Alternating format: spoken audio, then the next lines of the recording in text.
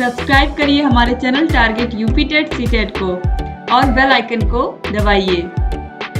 Hello friends, मैं रेनू स्वागत करती हूँ आप सभी भावी अध्यापक एवं अध्यापिकाओं का आपके अपने channel target UP TET CTET में।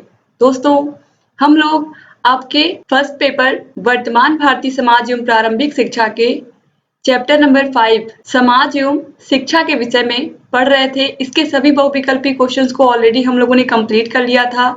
तो चलिए आज सभी अति लघु उत्तरीय क्वेश्चंस को भी यहाँ पर हम कंप्लीट करते हैं। तो सबसे पहले यहाँ पर जो क्वेश्चन नंबर 20 है, अति लघु उत्तरीय क्वेश्चंस क्वेश्चन नंबर 20 से स्टार्ट हैं। तो चलिए देखते हैं, राज्य से क्या अभिप्राय है। दोस्तों, हम सभी लोगों को पता है कि जो हमारा देश है इसमें अलग अलग स्टेट हैं, अलग अलग राज्य हैं। तो दोस्तों, राज्य किसे कहते हैं, यहाँ पर राज्य की परिभाषा पूछा है। राज्य उस संगठित इकाई को कहते हैं जो एक शासन सरकार के अधीन हो। राज्य एक सामाजिक संस्था है। यह समाज का उद्देश्यपूर्ण संगठन है जिसे जनता के हित के लिए बनाया जाता है। क्वेश्चन नंबर 21 है, राज्य की एक परिभाषा दीजिए। I.L. कंडेल के अनुसार राज्य की परिभाषा एक सुसंगठित राजनैतिक समुदाय के रूप में दी जा सकती है जिसकी एक सरकार होती है एवं जिसे व्यक्तियों द्वारा मान्यता प्राप्त होती है। ठीक है, इसके बाद क्वेश्चन नंबर 22 है, समाज के प्रमुख कार्य लिखिए। दोस्तों, समाज का प्रमुख कार्य बालकों एवं बालिकाओं के लिए विभिन्न प्रकार के विद्यालयों की स्थापना करना एवं इन संस्थाओं को चलाने के लिए उनको वित्तीय सहायता देना है। 2017 में पूछा हुआ क्वेश्चन है दोस्तों, इंपॉर्टेंट क्वेश्चन है। इसके बाद आगे बढ़ते हैं, क्वेश्चन नंबर 23 है, समुदाय के द्वारा विद्यालय को किस प्रकार से लाभान्वित किया जा सकता है। 2017 में ही ये भी पूछा गया है। अभिभावक शिक्षक संघ की स्थापना करके, समुदाय के सदस्यों को विद्यालय में आमंत्रित करके, प्रौढ़ शिक्षा केंद्रों की स्थापना करके समुदाय के द्वारा विद्यालय को लाभान्वित किया जा सकता है। अभिभावक शिक्षक संघ की स्थापना करके, यानी कि यहाँ पर बताया गया कि किस तरीके से समुदाय को हम विद्यालय से जोड़ सकते हैं और किस तरीके से समुदाय के द्वारा हम विद्यालय को लाभान्वित कर सकते हैं। तो इसमें सबसे अच्छा एग्जाम्पल है कि जो पेरेंट्स मीटिंग बुलाई जाती है स्कूलों में। इसके अलावा जो बच्चे अच्छा करते हैं, जैसे स्टार ऑफ द मंथ, इस तरीके से जिस बच्चे का पूरा परफॉर्मेंस उस मंथ में अच्छा रहा हो, जैसे जुलाई मंथ में अगर जिस भी बच्चे का परफॉर्मेंस पूरे स्कूल में सबसे अच्छा रहा हो, या हर एक क्लास में एक बच्चे का परफॉर्मेंस जिसका अच्छा रहा हो, उनके अभिभावकों को विद्यालय में आमंत्रित करके उन बच्चों को पुरस्कृत करना। इस तरीके से जो शिक्षा होती है इसमें समुदाय का भी बहुत बड़ा योगदान होता है, क्योंकि समुदाय के द्वारा ही विद्यालय के बच्चों की क्या प्रोग्रेस है, समुदाय में ही समाज के लोग ही इसको आगे एक दूसरे की तरफ या एक दूसरे से ये शेयर करते हैं कि हाँ, इस स्कूल में पढ़ाई अच्छी हो रही है, यहाँ पर अपने बच्चों को भेजा जाए। तो इस तरीके से समुदाय में जो समाज के लोग हैं, यही लोग इन बातों को बताते हैं एक दूसरे से, और इस तरीके से ये सूचना सभी तक फैल जाती है कि हाँ, इस विद्यालय में पढ़ाई अच्छी होती है। तो ये सब चीजें समुदाय से ही विद्यालय लाभान्वित होता है, बिल्कुल सही है। इसके अलावा प्रौढ़ शिक्षा केंद्रों की स्थापना का मतलब है ऐसे लोग जो बुजुर्ग तो हम नहीं कह सकते हैं, ऐसे लोग जिनकी उम्र 25 साल से ऊपर है, जिन्होंने कभी शिक्षा नहीं ग्रहण की है अपने जीवन में, वो विद्यालय आकर के वो लोग भी शिक्षा ग्रहण कर सकते हैं। तो इस तरीके से प्रौढ़ शिक्षा केंद्रों की स्थापना करके भी हम समुदाय के द्वारा विद्यालय को लाभान्वित कर सकते हैं। इसके बाद क्वेश्चन नंबर 24 है, समाज की एक उपयुक्त परिभाषा दीजिए। मैकाइवर के अनुसार समाज सामाजिक संबंधों का जाल है और यह हमेशा परिवर्तित होता रहता है।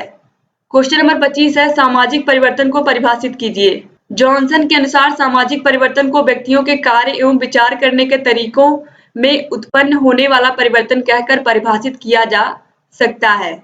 यहाँ पर दोस्तों कहा गया है सामाजिक परिवर्तन को व्यक्तियों के कार्य एवं विचार करने के तरीकों में उत्पन्न होने वाला परिवर्तन ही क्या होता है, सामाजिक परिवर्तन होता है। सामाजिक परिवर्तन का मतलब होता है कि जो मनुष्य है उनको किस तरीके से ये चीज समझाया जाए, किस तरीके के विचार लाए जाए कि वो समाज में परिवर्तन लाए। जैसे कि पहले के टाइम पे लोग सोचते थे कि लड़कियों को पढ़ाने की क्या जरूरत है, इनका शादी ब्याह कर देंगे, अपने ससुराल चली जाएंगी, बच्चों को संभालेंगी, परिवार को, ससुराल को संभालेंगी। तो इस तरीके की सोच थी, लेकिन धीरे धीरे लोगों का विचार करने का तरीका बदला। लोगों को ये समझ में आने लगा चाहे लड़कियां हो या लड़के हो, दोनों की ही पढ़ाई बहुत जरूरी है। लड़कियों की तो और जरूरी है क्योंकि वो दो घरों को संभालती हैं और दो घरों को वो शिक्षित करती हैं।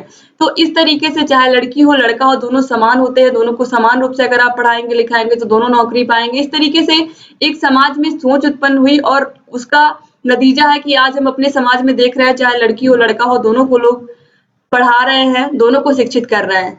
तो इस तरीके से ये सामाजिक परिवर्तन ही इसको हम कह सकते हैं। क्वेश्चन नंबर 26 है, समाज की किन्हीं दो विशेषताओं का उल्लेख कीजिए। समाज की दो विशेषताएं हैं, समाज सदैव परिवर्तनशील एवं जटिल व्यवस्था है, समाज एक अमूर्त संस्था है।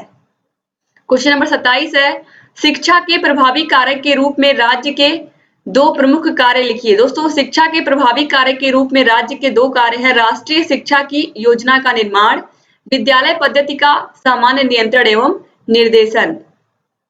इसके बाद क्वेश्चन नंबर 28 है, विद्यालय की एक परिभाषा दीजिए।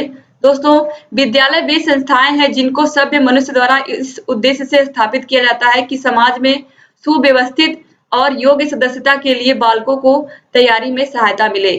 यानी कि विद्यालय एक ऐसी संस्था होती है जहां पर बच्चों के सपने पूरे किए जाते हैं, जहां पर बच्चों को सपने देखने की लत लगाई जाती है। ये भी आप कह सकते हैं कि आप लोग ड्रीम देखो, आप लोग मेहनत करो, इस तरीके से टीचर्स बच्चों को बताते हैं। स्कूल एक ऐसी संस्था है जहां पर बच्चे पढ़ाई करके, जहां पर बच्चे सीख करके अलग-अलग क्षेत्रों में जाते हैं और अपना नाम करते हैं। तो इस तरीके से जो स्कूल का उद्देश्य होता है, यहाँ पर सबसे पहला उद्देश्य यही होता है कि बच्चे को एक अच्छा नागरिक बनाना, एक चरित्रवान नागरिक बनाना। जब उसके अंदर सत्यता होगी, ईमानदारी होगी और निर्भयता होगी और निष्पक्ष रूप से किसी भी चीज को, किसी भी घटना को अपने शब्दों में बोलने की हिम्मत होगी, तो इस तरीके के जो नागरिक होते हैं वो समाज के लिए बहुत ही अच्छे नागरिक होते हैं। तो इस तरीके के नागरिकों को अगर कोई स्कूल तैयार करता है तो कहीं ना कहीं ये सबसे अच्छी चीज है। और यही चीज हर विद्यालय को करना चाहिए कि सबसे पहले हम एक अच्छे बच्चे बनाएं अपने स्कूल में। जब वो सभ्य नागरिक होंगे तो उनके अंदर सारी चीजें, सारे गुण अपने आप डेवलप होंगे। वो आगे चल करके चाहे आईएएस बनेंगे, आईपीएस बनेंगे, इसके अलावा वो डॉक्टर, इंजीनियर सब बनेंगे, लेकिन सबसे पहले वो एक अच्छे इंसान बनेंगे। तो ये विद्यालय में ये शिक्षा जरूर देनी चाहिए हर एक टीचर को, हर एक विद्यालय को।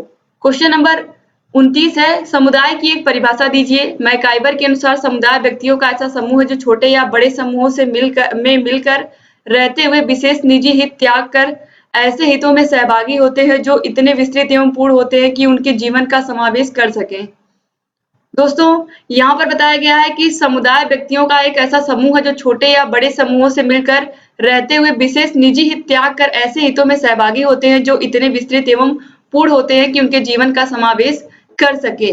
यानी कि यहाँ पर बताया गया है कि हम किसी भी कार्य को, समुदाय तभी बनता है जब हम निष्पक्ष रूप से मिल करके किसी भी चीज को लेकर के हम बात करते हैं। जैसे कि अगर किसी स्कूल में, किसी भी संस्था को हमें कुछ डोनेट करना है तो सभी लोग मिल करके, पूरा समुदाय मिल करके डोनेट करता है।